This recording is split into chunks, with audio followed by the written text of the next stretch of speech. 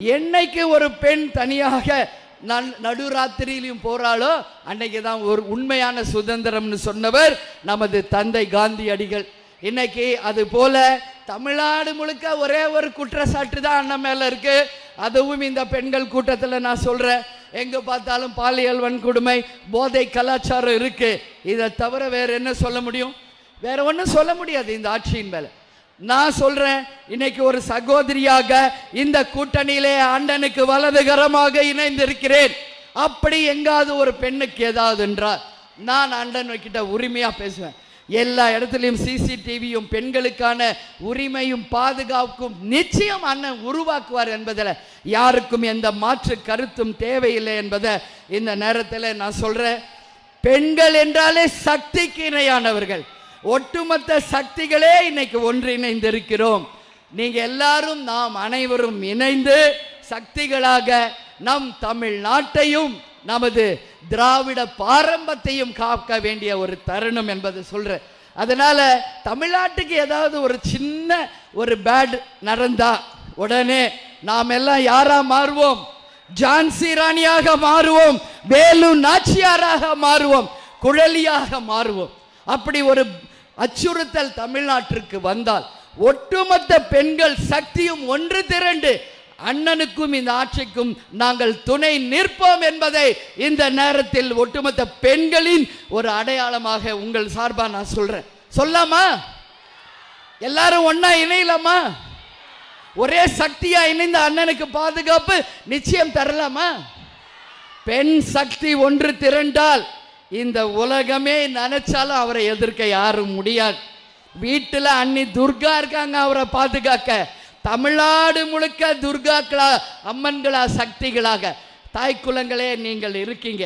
அதனால நான் சொல்றேன், அவருக்கு எதுவும் வராது, அவர் ஆட்சிக்கும் எதுவும் வராது.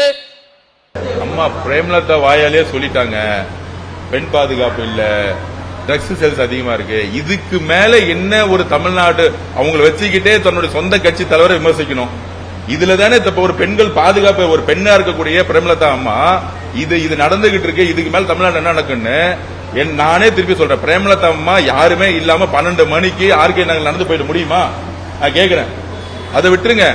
காவல்துறையில் இருக்கக்கூடிய சகோதரி, கான்ஸ்டபிளா இருக்கக்கூடிய ஒரு சகோதரி 12 மணிக்கு நடந்து போயிட முடியுமா? தைரியமா? தமிழ்நாடு அப்படிதான் இருந்துகிட்டு இருக்கா?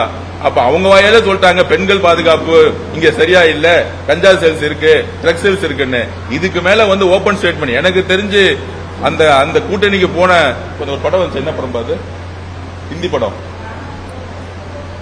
ஒரு ஹிந்தி படம் வந்துச்சு. பாகிஸ்தான்ல போய் ஒரு உளவாளியா செயல்படுவாங்க. துரேந்தர் நான் பாக்குறது இல்ல. எனக்கு தெரிஞ்சு திமுக இருக்கக்கூடிய துரேந்தர் அவங்க நினைக்கிறேன். சோ இன்னைக்கு கேப்டன் அவர்கள் கட்சி ஆரம்பிக்கும் போது என்ன கொள்கைக்காக ஆரம்பிச்சாரு? இந்த திமுக தீய சக்தி குடும்பத்தையும் ஒழிக்கணும்னு. அதுல இருந்து விலகி அண்ணன் மு.க. ஸ்டாலின் அவர்கள் முதலமைச்சர் ஆகணும் பேசுறாங்க பாத்தியா? அண்ணன் கேப்டன் விஜயகாந்த் அவர்களுக்கு மனசாட்சியும் சரி, அவங்களுடைய ஆன்மாவும் சத்தியமா சாந்தி அடையவே அடையாது இந்த பேச்சுகள்லாம் கேட்கும் பொழுது. பிரேமலதா அக்காவை சில நேரத்தில் நம்ம பாராட்டணும். ஏன்னா அவங்க ரொம்ப தெளிவா சொன்னாங்க. எங்க அண்ணனை பத்தி தமிழ்நாட்டில் ஒரே குறைதான் சொல்றாங்க, பாலியல் வன்கொடுமை அதிகமாயிருச்சு. எங்க அண்ணனை பத்தி ஒரே குறை தான் சொல்றாங்க, கஞ்சா புழக்கம் அதிகமாயிருச்சுன்னு.